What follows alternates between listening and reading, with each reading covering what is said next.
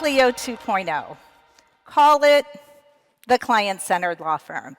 Call it using the heck out of Clio. Whatever you call it, most firms think they are being client-centered, but are you really?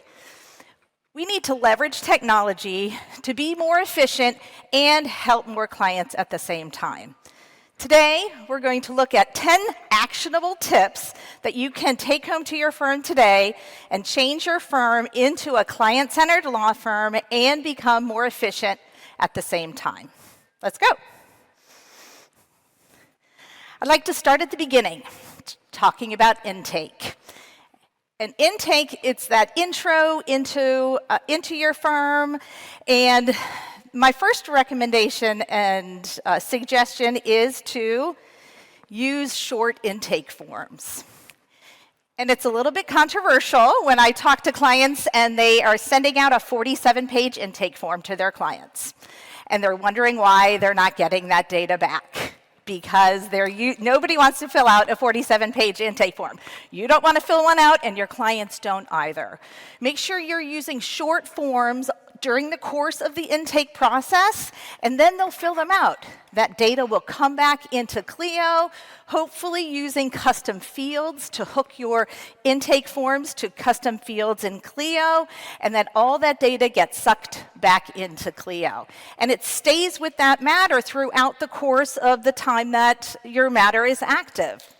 By using those short forms, you have those touch points throughout the course of your or throughout the course of the intake process that you're reaching out to clients and gathering that information. Don't forget, you can use those forms even after you engage a client, and you don't have to do it, you don't have to stop when you convert a client from Clio Grow into Clio Manage.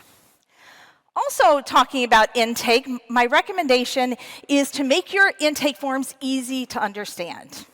I had a client who wanted to use tortfeasor in his intake form. And I said, I don't know what a tortfeasor is, and your client doesn't either. Make sure you're not using legalese in your forms. Make sure that you are looking at them in plain English, having someone outside of you who has created them make sure that that form is readable and is understandable. We don't want legalese, and we want to make sure they understand the questions that you're asking them. And if they don't, make sure that you are modifying and updating your intake forms often. We have lots of people who complain, well, I asked this question and I get this wrong answer. The answer isn't incorrect, the question is incorrect.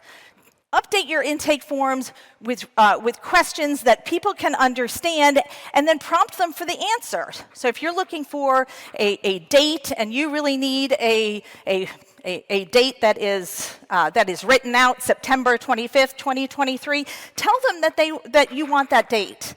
If you need a social security number, tell them the format that it needs to be in. Make sure you give them that information. If you're getting wrong answers, change your questions. And then all you have to do is tell them to fill out the form. One of the challenges that many firms face is exchanging documents. Your clients want to send you documents, you want to send them documents. Let's look at some ways that you can exchange documents in a quick and easy way. My first suggestion is to use electronic signature documents, really from the beginning. Many firms use, well, not all firms, lots of firms use these electronic signature documents to engage clients. My recommendation is to not only use the electronic signature documents, but use them throughout the course of the matter. They can keep getting sucked back into Clio, stored within your document, and then you have them for the rest of the time you are working that matter. You can also include upload links, not only in your intake form. So if you are a tax attorney and you need that letter from the IRS, include those upload links in your intake form so that data can get sucked back in.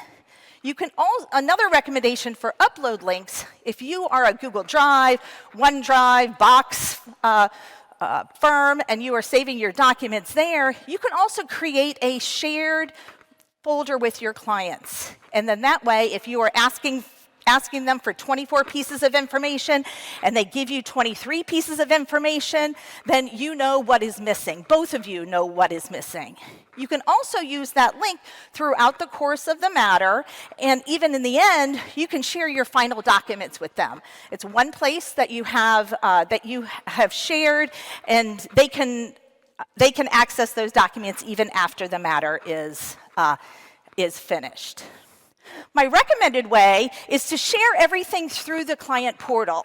And I think client portals have gotten a bad rap, and the fact that doctors are using them successfully drives me kind of crazy. But they are used, and firms that use the client portal and leverage that document exchange do it very successfully. I recommend you really dive into the client portal. Clients love it. You know what's been shared. They know what information they have received all in one location. It's safe. It's secure. You get those documents out of email, too. Those documents where you're sharing bank account information and they're going through email. It's not a safe and secure place to share information. Get it out of email. Look at something like the client portal. Now let's talk about processes, one of my favorite subjects in Clio. And this is how we want to talk about how we can keep track of everything, because clients are investing in us to give us lots of different pieces of data, and from a file number to a date of death or a date of separation, and they say, here's all this information I want you to keep track of. And Clio does a great job of keeping track of that information. As we said about with intake, you gathered all those little pieces of data during the intake process. And all that data is sucked into Clio, so you can use that data over and over again. Enter data once, use it again and again. So if your clients are filling out your intake forms, which I recommend because it's less staff time, that data gets sucked back into Clio, and then you can use it later on to generate documents. But it doesn't just stop there. So you can gather data during intake, but don't forget that your staff can also enter data throughout Clio during the process of your matter. The information that your clients are giving you is great at intake, but there's lots of data that you gather during the course of the matter. So for instance, if you need to keep track of your client's last doctor's appointment date, or you need to be able to make sure that that you know the date that the probate matter started, that's the data that you can store in Clio. It's not something you collect at intake, but it's data that you collect during the course of the matter. And that data, again, can be used to generate documents. Finally, keeping track of things in your matter isn't just little pieces of data. It is leveraging what is happening with a matter, really from start to finish. And this is where I'm talking about keeping track of what the things that you need to do and leveraging the task lists within Clio to create those workflows. So if you want to remember to send a box of cookies when your client starts, or when you engage a client, and then you want a handwritten thank you note at the very end of your matter, that's part of your workflow. The intake workflow all the way through the closing matter workflow. Think about all the little steps in between that you want to make sure that you are using to accomplish your matter. Leverage those task lists. Not only do they keep everything on track for you, for your clients, but also for your staff. Because using those task lists, you can delegate information or delegate tasks to your staff as well. And then we make sure that we are not missing anything. Speaking of missing things, we don't want to miss deadlines. And I'm talking here about leveraging the calendar function in Clio. And I find so many firms are not using that calendar function in Clio because they don't find that it's useful. It is useful to your clients. One way is by inviting your clients to meetings. If you invite your clients to meetings right from within Clio, they get reminded, they're included in meetings, and better yet, that calendar item is part of your matter from this point forward. Not only meetings with your clients, but mediation meetings or signing meetings, everything, all of those meetings are all stored within the matter under calendar, and then you can see exactly the meetings that you have had with your client, and for that matter, throughout the course of your engagement. The beautiful part about that is that you're not searching Outlook to find when was the last time I met with this client, because it's all right there. My next recommendation is to embrace the calendar integration. If you integrate your phone and Clio, all of that information is here in your hand. Not only are you getting the calendar items from within Clio, but anything that you may have added in your 365 or your Google Calendar is right in your pocket. There are still so many people who go to court and say, okay, I can't schedule another meeting because I only have half of my calendar. Don't do that. Make sure that you integrate those two. It makes it very easy to be able to have everything you need all at once. A little bonus tip here, if you use the calendar items in Clio, they can easily convert over into a time entry. So if you're going to a meeting or a mediation, with one click, that can turn into a time entry. And then finally, let's talk a little bit about the court rules that are available to my litigators out there. This is a function that not a lot of people know about. Jack mentioned it in his talk, but those court rules that are the automated court rules that automatically add those calendar items to your calendar for a particular matter. So 30 days after a task is, 30 days after an item is submitted, then certain other tasks and items are due. Those are automatically added to your calendar. It's like having an expert paralegal sitting in your firm, and you're not having to pay for them. And don't we all love meetings?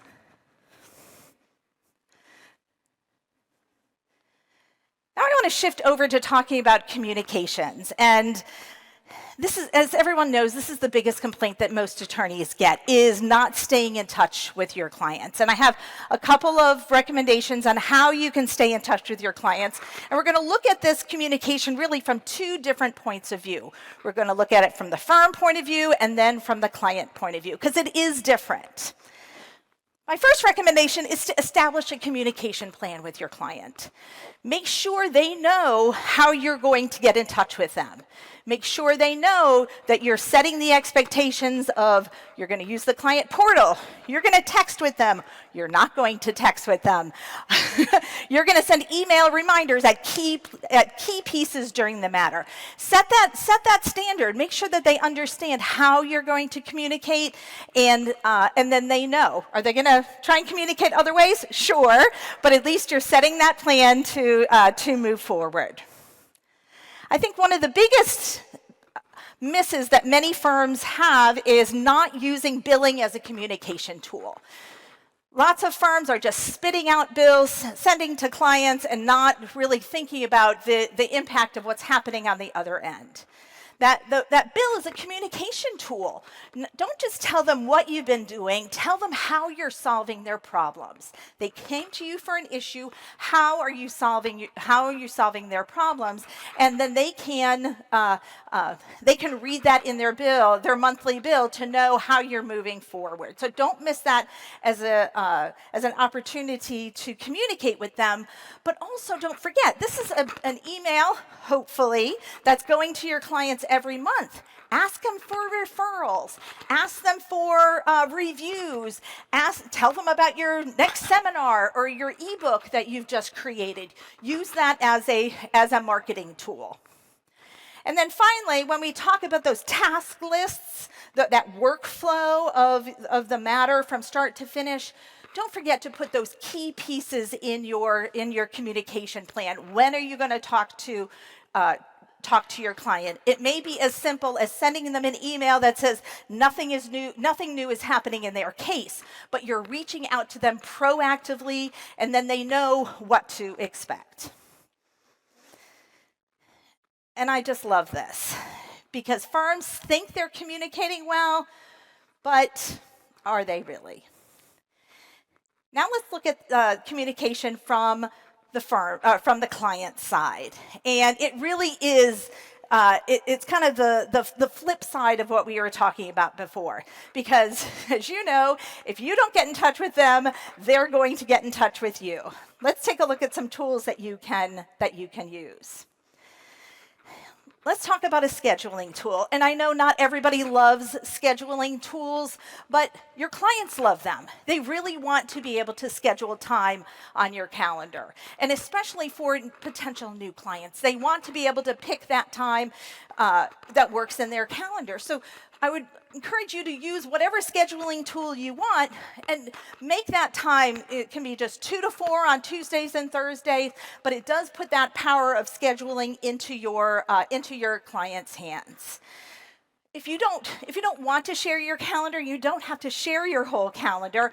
Share it with your staff. It's so much easier to be able to find time on someone's calendar by using those scheduling tools. So if you don't want to make it available outside, give it to your staff and allow them to find that hour and a half of time that they need to find to schedule a meeting. Another way that your clients want you to communicate with them is back to here. We saw in Jack's presentation, so many of the features that are coming are mobile friendly. Your clients want to be able to use an app to be able to communicate with you. They want to be able to pay their bill at 2 o'clock in the morning. They want to be able to read the documents that you're sharing with them. Let them know that Clio for Clients app is out there. I find that not many people are letting folks know, and clients, as we can see, love it. And this is also controversial because I know clients want to text with you. I know not all firms love texting, but your clients do.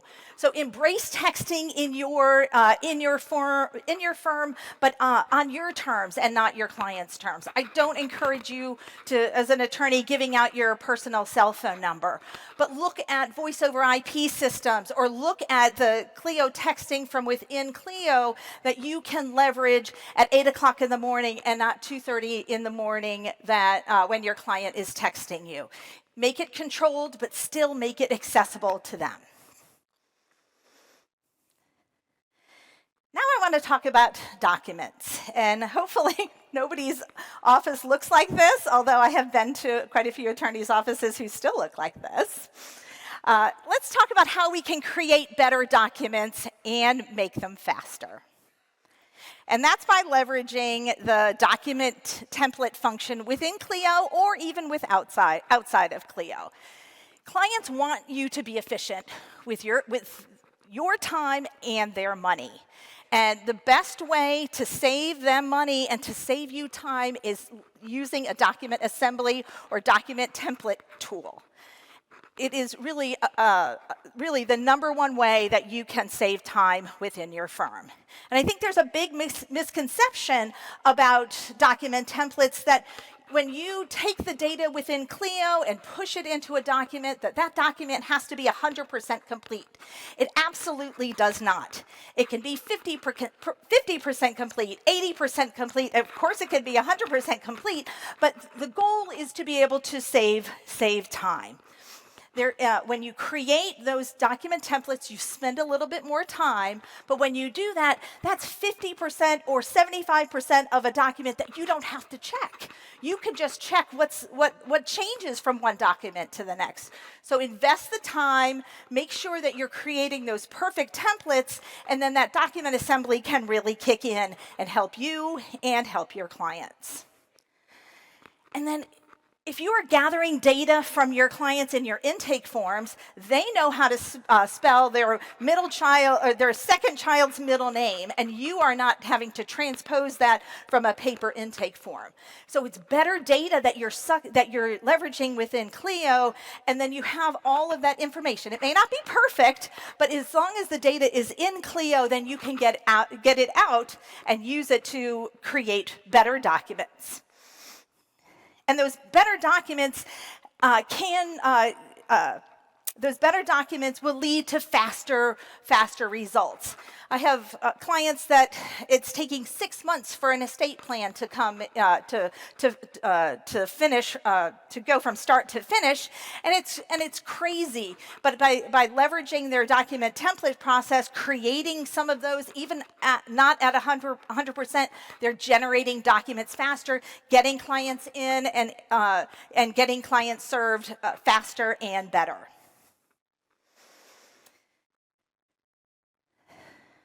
Let's talk about flat fees. It's also quite controversial, but the debate goes on. But honestly, you need to embrace flat fees, or at least some flat fees. We're not talking about creating a flat fee firm. You can certainly do that, but clients want flat fees. When you go and talk to another professional, you're expecting a flat fee price, and your clients want that as well. So consider putting some flat fees within your practice. For instance, by limiting the scope of work for a matter, a simple divorce. I know not all divorces are simple, but a simple will, or even a corporate structure setup. Considering adding flat fee options to your set of options for your clients, and then if they need more information, you're already there. So it's kind of an onboarding way to get more clients. Offer flat fees. It's a runway into your firm. I often hear the biggest complaint about flat fees is, well, I don't know if I'm making money on my flat fee, or I'm not making money on my flat fee. And my question is, how do you know? Because if you're just throwing out a number there, then no, you don't know if you're going to make money on a flat fee. So make sure that you are tracking your time in your flat fee matter, so you know that you are offering the correct rate. And make sure that I'm not saying you have to keep track of your time for every single matter, but just a handful of matters, so you know that flat fee is correct. And do it a few times a year. Make sure that everything is correct, and then you will make money on flat fees, and you will be able to offer those in your practice. Now let's talk about something easy. And again, Jack talked more about this, and this is where I'm talking about payments. I think everybody in this room knows that online payments is the way to go. I hope you're leveraging online payments, but I find that firms continue to not leverage payments because of the credit card fees. And to me, that is not a stopper for not using online payments. Absorb those credit card fees. Add $5 to your hourly rate to cover those flat fees. Add $25 to your flat fee rate to cover those fees. Embrace the fees, take the hit. Your clients want to be able to pay with online payments. They want to be able to pay from their phone. Make it as easy as you can. Another way that we can make it easy for your clients is to also embrace alternative payment methods. Look at those. Clio has a great way to be able to create a payment plan using LawPay and or Clio payments, depending on which one you're using. But Amazon has really proven this to us, where if you can use online payments, you can use the buy now, pay later functions. People want to have alternative ways to pay, from Zelle to the buy now, pay later. Embrace it. Give people options to be able to pay that money. That not everybody has $5,000 to shell out when they engage a matter. So consider looking at looking at alternative payment methods. Finally, a big complaint that I hear from clients is that my client doesn't pay me the right amount. It's not them, it's you. They don't know what to pay. Make sure that you are updating your invoices to include exactly the information that your client needs. How much to pay? Clio has a great way to be able to modify your invoice templates and really specify exactly what that amount that they need to pay. Make sure that that your clients know exactly what you need to pay. Another thing to remember regarding billing is what Jack talked about, is to make sure that you enable those billing reminders. Everybody, all of us get hundreds of emails a day, and your clients do too. Enable those billing reminders, so once you send it out, then automatically those billing reminders will kick in after 30 days. Finally, I'd like to talk about leveraging integrations. And the integrations within Clio is a vast resource of information, one of which is to allow you to communicate better with your clients. If you have a phone system and you don't have mobile access to your phone system, take a look at the App Store, the Clio App Store, and find a voice over IP integration that gives you a phone in your pocket. Or if your client calls and gets a busy signal, then you are not serving your clients, or they're not getting through to you when you want to. Take a look at some of those options within the App Store to serve your clients better. You can also look at the App Store to give your clients better information. I know Jack is talking about the PI add-on, which I'm really excited about, because that is one of the more full-featured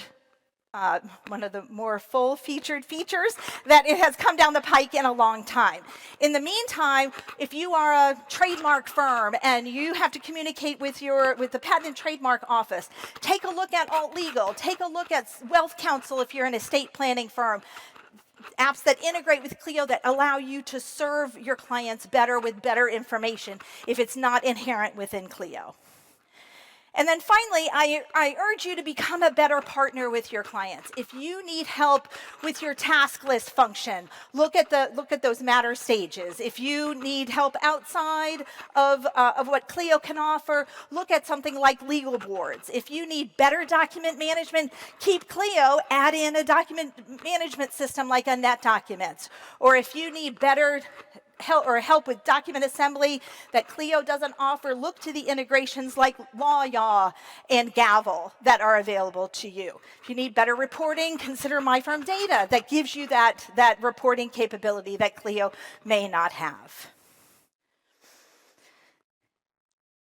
There are more than 250 integrations, so take a look at those. So we need to take care of our clients so our clients can take care of us.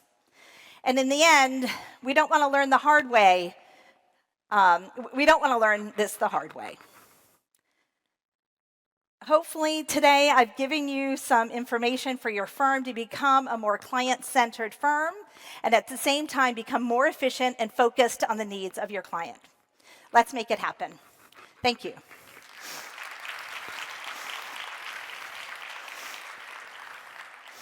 I have just a minute. I don't know if anybody has any questions. Haley is back there if anybody does.